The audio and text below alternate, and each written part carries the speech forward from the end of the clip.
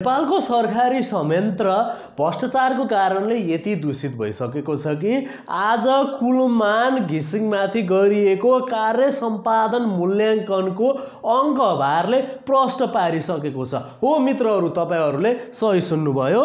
जलस्रोत तथा सिँचाइ मन्त्रालयले कुलमान घिसिङलाई आर्थिक वर्ष 2080-81 को लागि कार्य सम्पादन मूल्याङ्कनतर्फ 0 अङ्क प्रदान गरेको छ। के तपाईँ विश्वास गर्न सक्नुहुन्छ कुलमान घिसिङले केही पनि काम गरेका छैनन् त? हो, अहिले सत्तामा रहेको पार्टीले त्यही भनेको छ। कार्य सम्पादन मूल्याङ्कन मार्फत 0 अङ्क प्रदान कुलमान घिसिङलाई गरिँदै गर्दा सरकारले के देख्यो भने कुलमान घिसिङले केही पनि काम गरेन। र कारणमा बताइएको छ कि ऊर्जा मन्त्रालय भन्छ समयमै कुलमान घिसिङले आफ्नो विवरण नबुझाएको भनेर कुलमान घिसिङलाई 0 नम्बर प्रदान गरिएको छ।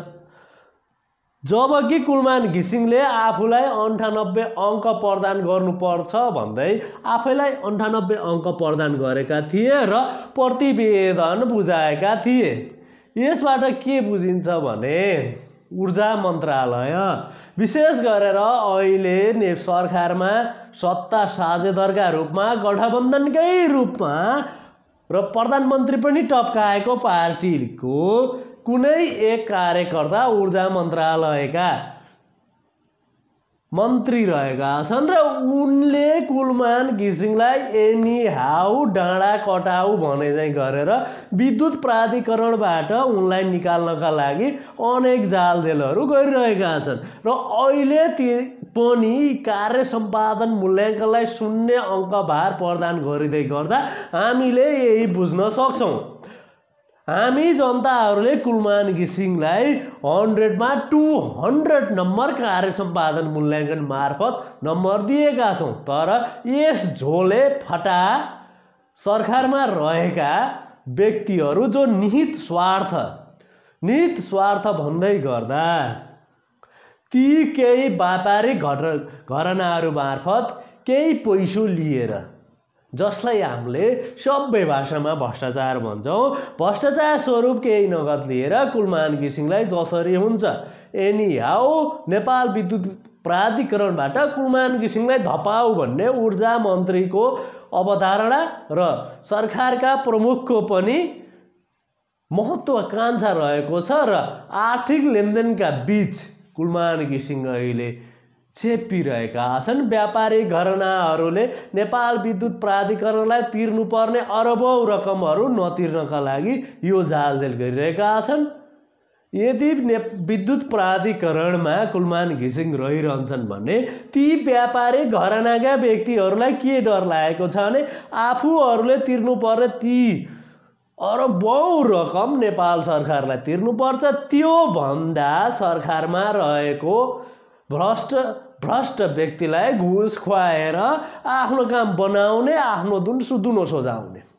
र त्यसैको लागि अहिले कुलमान घिसिङलाई 0 अङ्क प्रदान गरिएको छ, जसले देश 18 घण्टा लोड सेडिङ हुँदै गर्दा 18 घण्टा दैनिकी लोड सेडिङ हुँदै गर्दा एकाएक कुलमान घिसिङ सञ्चालक समितिको अध्यक्ष तथा नेपाल विद्युत प्राधिकरणको कार्यकारी सिइओ बन्छन् र उनको एकल प्रयासमा विभिन्न उपायहरू लगाएर नेपाललाई बिस्तारै लोड सेडिङ मुक्त बनाउँछन्।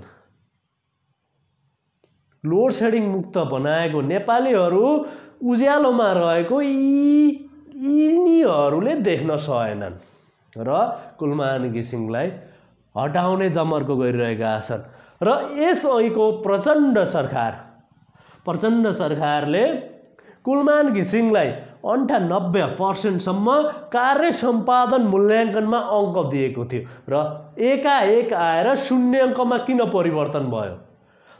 यसमा सोच्नुपर्ने केही नै कुरा छैन। सबै कुराहरूको चित्र यथार्थ रूपमा परिभाषित भइसकेको छ।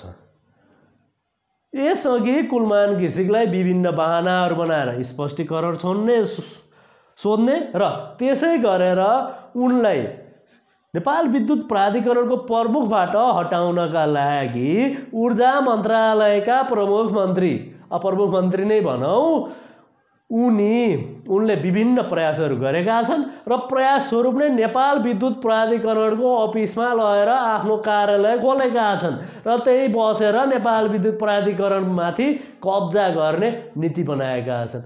अन्य सरकारी प्रोजेक्टहरू जसलाई प्रोजेक्ट तथा उद्योग धन्दाहरू त बन्द भइसके, नाफामा रहेको अर्को